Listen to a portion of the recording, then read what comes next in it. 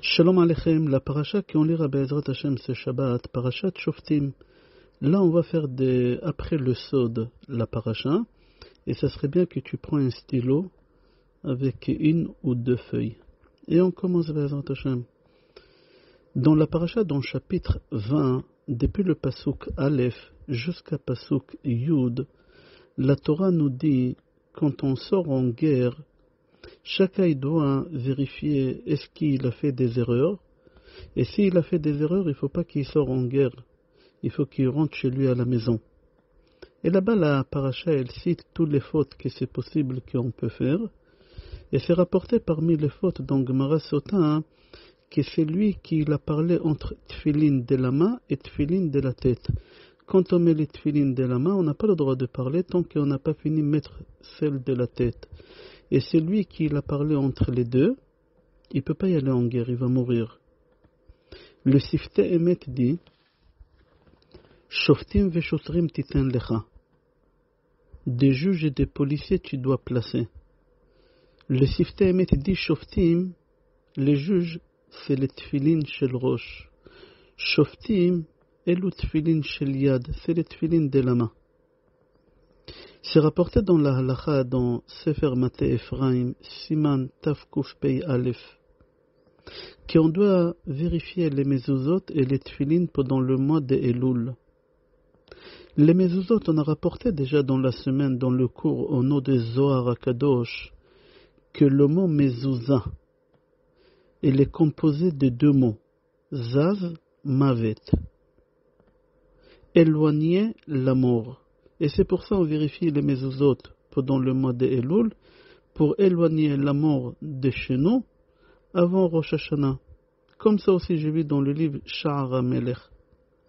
Maintenant c'est compréhensible pourquoi on doit vérifier les mezuzot pendant le mois de Elul, parce que bientôt Yom Hadin, et on doit éloigner le maximum possible la mort de chez nous. Mais qu'est-ce qui n'est pas compréhensible? Pourquoi on doit vérifier les tfilin pendant le mois de Elul? Et on va essayer d'après le Sod comprendre quel rapport il y a tfilin et mois de Elul. On sait tous qu'on a 12 shvatim, 12 tribus. Et dans l'année on a 12 mois. Chaque mois il correspond à une tribu. Le mois de Elul, il correspond à la tribu de Gad, Gimel, Dalet. C'est rapporté dans le Midrash que la tribu de Gad, eux, ils faisaient très attention quand ils mettaient les tfilin le matin de ne pas parler entre les tfilin de la main et celle de la tête. Et on a dit que Gemara Sota disait, celui qui parle entre tfilin de la main et de la tête, il ne sortait pas en guerre. Le Be'er Sheva, il rajoute et il dit, et à plus forte raison, celui qui parle au milieu de la tfila, au milieu des Kriyat Torah, qui va mourir dans la guerre. Le Gaon Mivilna dit, dans Sefer Dvarim, Moshe Rabbeinu, il bénit les tribus. Et il bénit la tribu de Gad, qu'elle correspond au mois de Elul. Regarde dans Sefer Dvarim, chapitre 33, Pasuk Vav. Moshe Rabbeinu, il bénit cette tribu en leur disant, Taraf Zroa Af Kotkod. Rabbeinu Yonatan ben Oziel, il explique que quand la tribu de Gad, elle sortait en guerre, ils avaient une force qu'Akadosh Baruch Hu leur donnait extraordinaire, qui mettait l'épée sous le bras gauche de l'ennemi et en un seul coup il coupait le bras et la tête. C'est-à-dire si tu trouvais dans le champ de guerre un mort qu'on lui a coupé en biais, c'est-à-dire que la tribu des Gad elle était là. Il faut avoir une force de faire rentrer une épée et la monter vers en haut. C'est une force qu'Hachem il leur a donnée parce qu'il ne parlait pas entre les tfilin de la main et de la tête. Et comme ça on reconnaissait les morts que Gad y tuait. Dans le Rosh, Siman Tedvav, il dit, de nos jours, c'est lui qui fait attention de ne pas parler entre les tfilin de la main et les tfilin de la tête, il aura la force de combattre tous ses ennemis. Et à plus forte raison, celui qui ne parle pas à la synagogue, au milieu de la tfila, au milieu des Kriyat Torah. Le Gaon Mivilna dit que la tribu des Gad, il faisait très attention de ne pas parler. Et c'est pour ça Hachem, il l'aura aidé. Et c'est pour ça qu'ils avaient une force extraordinaire, Vetaraf Zroa Afkotkod. Ils coupaient le bras gauche en même temps que la tête, en une seule pièce. Maintenant, on comprend quel rapport on a les tfilin et le mois de Elul. Parce que le mois de Elul, c'est Gad. Et Gad, il faisait très attention de ne pas parler quand il mettait les tfilin. Comme ça, il dit à Gaon Mevilna.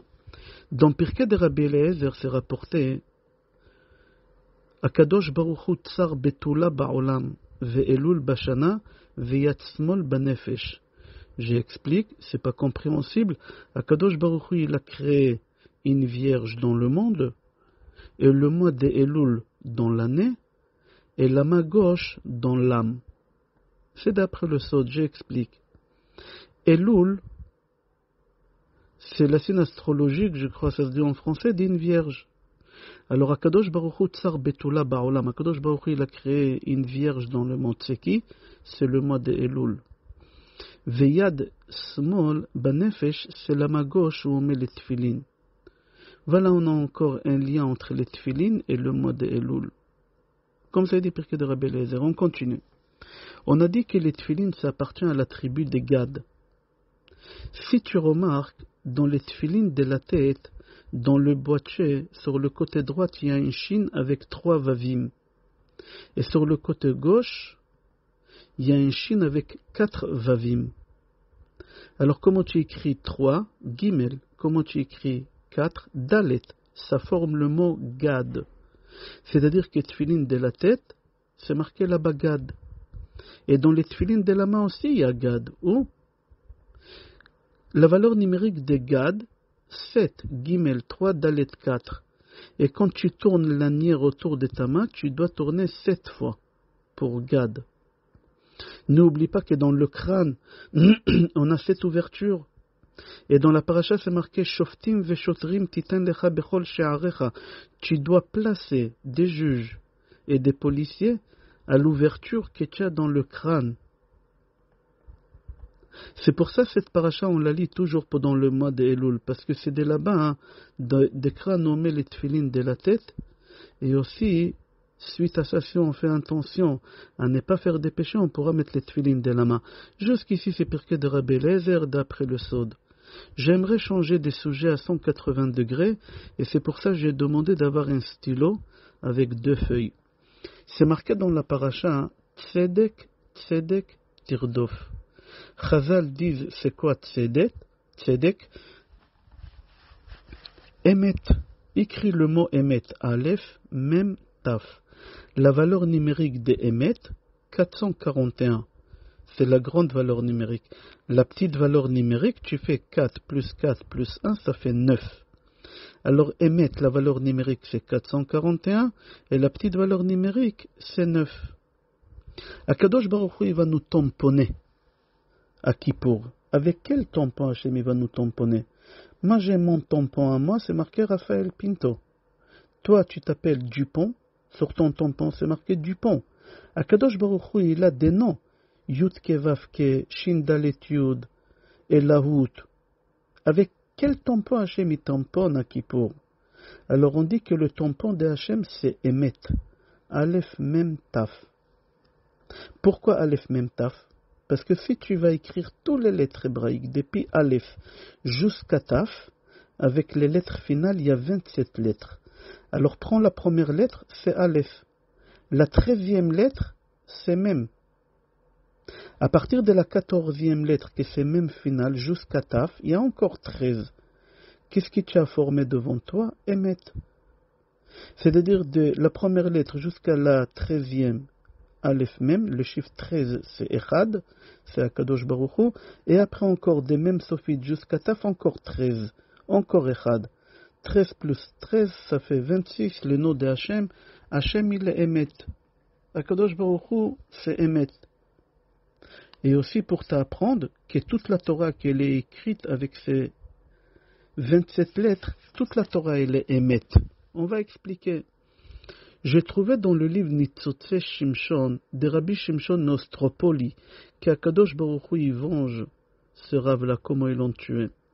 Et aussi c'est rapporté dans Yaharot Dvash de Rabbi Yonatan Efshitz. Il dit, il faut que tu saches, si tu prends n'importe quel nom que Hachem il a, que ce soit Yud, que Vav, que ce soit Adenout, que ce soit Elakut, tu vas tomber toujours sur le chiffre 9, parce que Hachem il est Emet. Comment tu fais le compte? Viens, on va faire le nom de Hachem, Yud, ke Vav, ke. Ça fait 26. La petite valeur numérique de Yud, ke Vav, ke, tu fais Yud, c'est 1. Hey 5, Vav 6, Hey 5, ça te fait 17. Tu fais 26 moins 17, ça fait 9. Tous les noms de Hachem, tu vas tomber sur 9. Amuse-toi, tu vas voir. Le Maharsha, donc Mara Shabbat, dit Emet. Si de la vérité, tu enlèves 1% de vérité. Enlève la lettre Aleph de Emet, 1%. Qu'est-ce qui va te rester? Met. Celui qui dit de mensonge, il meurt jeune. Comme ça dit le Maharsha. Viens, on va voir dans Sefer Bereshit comment Hachem il a commencé à créer le monde. Écrit Bereshit, Bara, Elohim. Les dernières lettres, c'est Emet. Comment Hachem il a fini de créer le monde? Le 7e jour Shabbat. Comment c'est marqué là-bas? Asher, Bara, Elohim, La'asot. Écrit Bara, Elohim, La'asot. Sofet Evot Emet. C'est-à-dire que le début de la création du monde, Hachem il l'a créé avec la vérité. Et la fin de la création du monde aussi, Hachem il l'a créé avec la vérité. J'ai trouvé dans un livre qui s'appelle Imre Shefer qu'Akadosh Baruch Hu il a créé le monde chaque jour avec 3 lettres. Alors maintenant tu prends la feuille et le stylo. Alors tu écris en vertical, dimanche, en bas lundi, après mardi, mercredi, jeudi, vendredi, samedi, jusqu'en bas.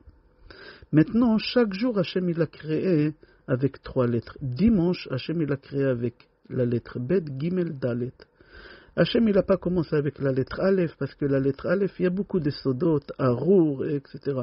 On ne va pas rentrer dans ça. Mais dimanche, Hachem il a créé avec Bet, Gimel, Dalet. Fais la valeur numérique Bet plus Gimel plus Dalet.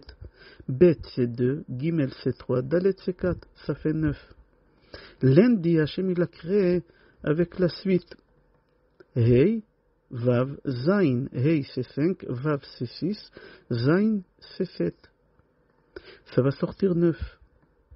Mardi, Hachem il a créé avec Chet, Tet et Yud. Chet c'est 8, Tet c'est 9, Yud c'est 10. Total ça fait 27, tu fais 2 plus 7, ça te fait 9. Mercredi, Hachem il a créé avec la lettre Chaf, Lamed, Mem. Ça fait 90. Tu enlèves les 0, ça te fait 9. Jeudi, Hachem il a créé avec Nun, Samer et Ain. Ça fait 180. Tu enlèves les 0, tu fais 1 plus 8, ça te fait 9. Vendredi, Hachem il a créé avec Pei, Tzadik, Kouf, 270. Enlève les 0, 2 plus 7, ça te fait 9. Shabbat, Hachem il a créé avec les 3 dernières lettres, Resh, Shin et Taf. Ça fait 900. Enlève les 2 0, il te reste 9. C'est-à-dire que Emet, la vérité, le chiffre 9, si tu la prends et tu la mets à l'envers, ça te fait 6. C'est-à-dire que 6, c'est le mensonge. Sheker, Shin, Kuf, Resh, ça fait 600. Enlève les 0, ça fait 6. Alors viens, on va parler un peu de mensonge. Viens, on va dire qu'Hachem, il a créé le monde avec 3 lettres, mais il a commencé avec la lettre Aleph. C'est faux. Hachem, il a commencé avec la lettre Bet. Mais viens, on va faire de mensonges. Tu vas voir, chaque fois quand tu as des mensonges, tu vas trouver le chiffre 6 qui symbolise le mensonge. Alors dimanche, Hachem, il a créé Aleph, Bet, Gimel. Aleph, c'est 1, Bet, c'est 2, Gimel, c'est 3. Total, ça fait 6. Lundi, Hachem il a créé avec Dalet, Hey et Vav. Dalet 4, Hey 5, Vav 6. Ça fait 15. 1 plus 5, ça fait 6, et etc. Je ne veux pas parler trop de mensonges, mais tu vas arriver jusqu'à la fin. Déjà, tu n'arriveras pas sur la lettre Taf. Et tout le temps, tu vas tomber sur 6. Alors, je répète, toute la Torah, elle est émette. Tu prends n'importe quel mot de la Torah maintenant. Et tu la calcules comme je vais t'expliquer, tu vas tomber sur le chiffre 9. Tu prends la Torah, les 5 livres, Bereshit, Shemot, Vayikra, Bamidbar, tu prends les Nevi'im, tous les Nevi'im, tu prends tous les Ktuvim, tu prends Tilim, tu prends tout ce que tu veux. Tu prends le Zohar, tu prends toute la Torah, tu vas tomber sur chaque mot le chiffre 9. Je vais prendre un seul mot dans la Torah, et après tu peux t'amuser toute la journée jusqu'à la rentrée de Shabbat. Moshe, marque Moshe, même Shin Hei, Moshe Rabbeinu, Moshe. Même c'est 40, Shin c'est 300, Hei c'est 5, ça te fait 345. Maintenant tu fais la valeur numérique petite de Moshe, même c'est 4, Shin c'est 3, et Hei c'est 5, ça te fait 12. Alors tu fais 345 moins 12, ça te fait 333. 3 plus 3 plus 3, ça fait 9. Et tu prends n'importe quel mot de la Torah, ça va sortir 9. Tu prends n'importe quel mot avec une langue qui n'est pas Kodesh, ça va sortir 6. Pourquoi j'ai ramené tout ça? Pour la simple raison qu'aujourd'hui on est en plein mois de Elul. On vient de commencer Slichot mardi. Mais on est en plein mois de Elul. On doit faire un travail de conscience, où on doit s'améliorer, où on doit réparer, que ce soit dans nos mensonges, que ce soit n'importe où. Mais seulement j'aimerais que tu réfléchisses une seconde. L'année dernière, à Rosh Hashanah, quand tu as passé au tribunal céleste devant Hachem, et on a sonné le chauffard, et ton cœur il a vibré, qu'est-ce que tu as promis à Hachem? Est-ce que tu te rappelles? Tu as promis à Hachem que tu vas t'améliorer sur beaucoup de choses. Est-ce que tu as fait des efforts? Réfléchis. Fais gaffe. Cette année-là, le Satan, il peut se présenter devant Hachem quand tu vas encore recommencer à promettre des choses. Et il va dire à Kadosh Baruch Hu, il est menteur. Il est menteur. Hachem, souviens-toi l'année dernière, qu'est-ce qu'il a dit? Il n'a pas fait 10% de ce qu'il a promis. Et qu'est-ce qui est marqué dans la Torah? Dover shekarim lo ikon neged enai. Akadosh Baruch Hu, il ne supporte pas les personnes qui disent des mensonges. Akadosh Baruch Hu, il ne peut pas écouter quelqu'un qui dit des mensonges. On va s'arrêter là. Je te souhaite bracha ve'atzlacha, besorot tovot, yeshot ve'nechamot et kol tov.